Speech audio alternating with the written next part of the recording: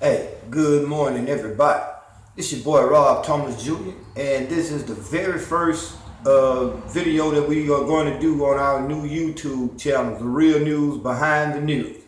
Oh, yeah, today is May 8th, 2017, and today we briefly going to be talking about a situation that's going on here in Louisiana, both in Shreveport, Louisiana, and down in New Orleans, Louisiana. You have a push going on to remove these Confederate memorials and monuments that are sitting on public property. Here in Shreveport, you have a monument that's at the downtown parish courthouse, and in New Orleans, you have a couple of monuments that they are moving. Now, I'm gonna remain neutral on this subject, but I do have some things that I want to point out to the public when it comes to these memorials and monuments. I'm going to start off by giving you an example of what happens when you remove these physical reminders of things that happened in the past. And I'm going to use a situation that happened in 1989 in China, in Tiananmen Square. You know, if you familiar here in America with it, in 1989 they had a protest that sparked into almost tried to be a revolutionary moment in China, in Tiananmen Square. And you know, one of the most profound portraits of that uprising was you had a guy standing in front of a tank. You know, the Chinese military was, had 4 or 5 tanks, coming down the street, and he stood in front of the tanks to try to block them. Now, we don't know if he got ran over or not. We don't know how they do it in China. But you had a big revolt in China in 1989. Well, from that moment on, after the Chinese government quashed and squashed that rebellion, they went ahead and proceeded to remove every reminder, even to the point that you were not allowed to talk about this in public, in media, print, or television, or even lately on the internet. They've heavily censored. They took away every physical reminder of that event. Now, this was 27 years ago, and today, guess what? You have a group of people 27 years and younger, and some older, who never knew this event happened. So what happens when you force people to take down these monuments? You take away every physical reminder of what happened in the past. It's a way of literally rewriting history right before your eyes. And you combine the taking away of these monuments with some of this propaganda curriculum that they're teaching in schools, telling our children that slavery wasn't such a bad thing. Well, guess what's going to happen? They're going to continue to indoctrinate your children in the public education realm that slavery was not as bad as people, and eventually they're going to tell you that years from now that it really didn't exist, because you have removed all the physical reminders that you could go downtown and point to your child and say, this memorial stood for this. This is what this was really all about. But if it's no longer there, and then they're indoctrinating your children in the classrooms, you're going to have a generation 25, 30 years from now who really have no clue as to the real impact that slavery had in America. I believe America wants to make itself continue to be this pretty pristine nation, when in reality, if you want to remove anything, the symbol that stood for the most oppression in America is the American flag, because it was under the American flag that slavery was allowed to thrive. Think about it. These ships that was bringing these slaves back and forth across the Middle Passage, they wasn't flying the Confederate flag. They was flying the American flag.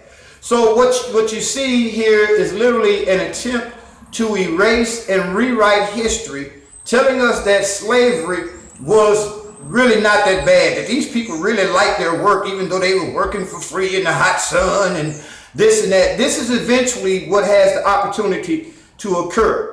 You're going to have a generation of children growing up 25, 30 years from now who have no clue that slavery even existed in America. So I'm not for or against the removal of these monuments and Confederate flags or whatever. I remain neutral. This is just my opinion on what's happened, but it's based off of actual facts from history. Whenever you remove these monuments or these memorials, you know what I'm saying? You leave yourself open for history to be rewritten and for these events to no longer be remembered by the future generations. You know, basically, also what you're opening the door for, if you force these people who support the monument to take their monument down because it's offensive to you. Now, what's to stop these people from driving through the MLK area, my neighborhood, the Cooper Road area, and saying that the statue of Dr. Martin Luther King is offensive to them, and they force you to take it down? So you're opening up the door for a whole bunch of other events to take place that you might not even be prepared for. Again, it's just my opinion. Leave the monuments where they be, because I'm gonna be real. If you're not erasing the white supremacist mentality behind these monuments, you're not doing nothing. All you're doing is just infuriating another group of people, and it's continuing to promote racial disharmony. Again, you know, whether you're for or against it, that's something that you got to keep in mind. If you're not erasing the mentality behind racism and white supremacy, you're not doing anything. You're just removing a monument that they only gonna put in a museum, and now you got all the followers of this monument gonna be visiting in a museum, getting further and further agitated. So again, you have to keep these things in mind. Let me ask you a question. The Egyptian pyramids were built by slaves. Are you gonna go there and force Egypt to knock down their pyramids? You have to ask yourself these questions. What's the real reason behind this push to wipe out all these monuments? I'm gonna be real. I mean, I don't agree that these monuments have a place in public, on public property, but at the same time, I understand the fact that if we force them to take it down, it won't be long before they start forcing us to take some of the monuments that we hold dear as black people. So keep these things in mind when you are out there protesting against this, and I'll be out there, you know, giving coverage. And again, I'm gonna stay neutral, because I believe if anything that we should be protesting against, it should be the Stars and Stripes, because under the Stars and Stripes, more people have been murdered, enslaved, and, you know, basically treated inhumanely, and it was all under the banner of the Stars and Stripes.